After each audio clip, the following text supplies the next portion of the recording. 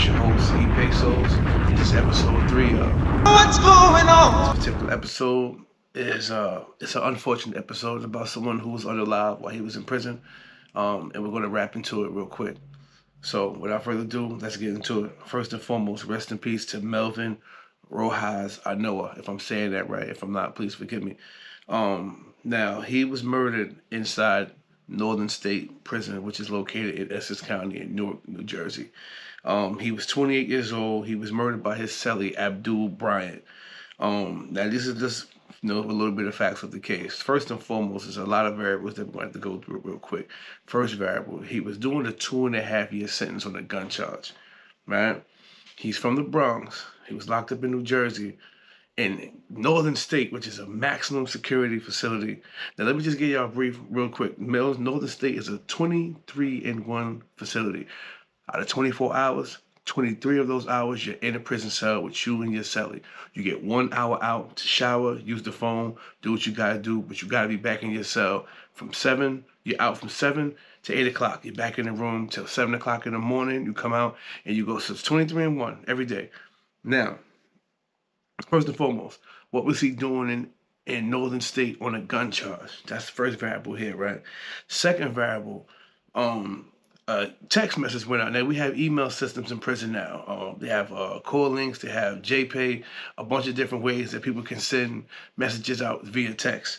He texted his family that he felt unsafe, that the guards was messing with his food, they wasn't giving him his food, and that he felt that something was going to happen to him. Now, these emails go through a strict review. It takes sometimes 3 hours, 4 hours for it to go out, and same for it to come back. That means that they read and they screen everything. So if someone says, yo, bring me 2 bags of weed in a text, they're going to come and they're going to lock you down. They're going to lock your cell down, they're going to lock you down, they're going to put you in a hole, et cetera, et cetera. So if somebody texts out that I don't feel safe, that's rule number 1. They're supposed to remove that man to come see what's up, see what was going on with him. But they didn't. Okay? Secondly, he was only like 7 weeks short. Why wasn't he in the camps? He was in a lockdown unit. Northern State is a lockdown facility unless you leave out of there and go to the camp facility. So once again, what was he doing in there? Now, they say he was last seen on camera on January 20th at 7 p.m. and that his cell wasn't unlocked until the 22nd. So that's 2 days. Now, usually what happens is they got a round that they got to walk. They got to look into the cell, sometimes flash a flashlight in the cell. They got to see some type of movement. That's how it is in the feds. I can't speak on the state. I never been. But in the federal prison, whether you want lockdown or it's count time, they do a walkthrough. They flash a flashlight. They want to see you move. They want to see your arm, a leg, anything. Something got to move. In this situation, they said that didn't happen. Usually they, in the lockdown facility, they'll come just unlock the door and keep moving. They saying that the door wasn't even unlocked for 2 days straight, which means this man was laying in the room with a dead body for 2 days. It just don't make sense. It don't add up. It don't make sense. I can't. So now what I'm thinking, let's go deeper. If you're saying that you felt threatened by the guards, you sent a letter out saying you felt threatened by the guards, that means that something was going on. His guy was Spanish, majority of the staff in there, majority of the population in there, and I'm saying you got black and you got Spanish, you got a lot of gang activity. This is a gang prison.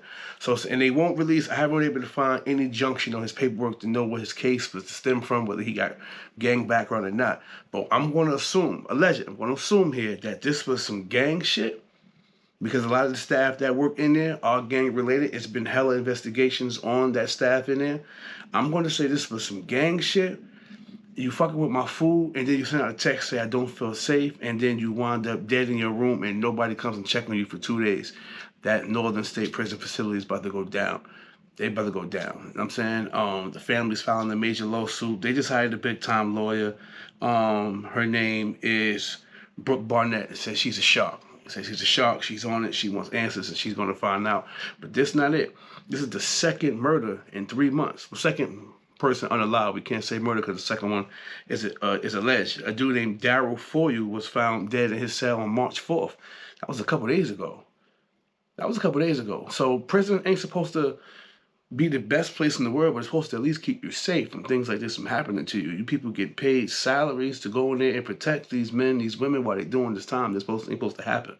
what I'm saying? You're supposed to ensure the safety of a person, not leave them in the room 2 days dead. You know what I'm saying?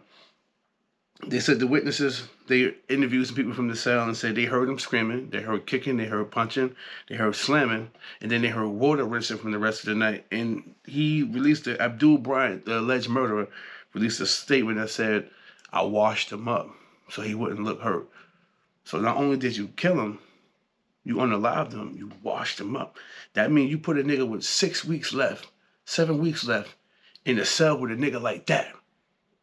9 times out of 10, he got hella time if that's the type of time that he on. You know what I'm saying? So was it a setup by the COs? Was it wrong place, wrong time? Was it a life I wanted to crash out? We never know. You know what I'm saying? But as this story progresses, I'll keep you guys abreast. I want y'all to like, subscribe, comment. If you're a new subscriber, make sure you subscribe. If you're an old subscriber, make sure you subscribe. Tap into G-Wall Chronicles. This is what we do. This is the episode 3 of. And even though this was an unfortunate situation, we're going to give a moment of silence for him and his family.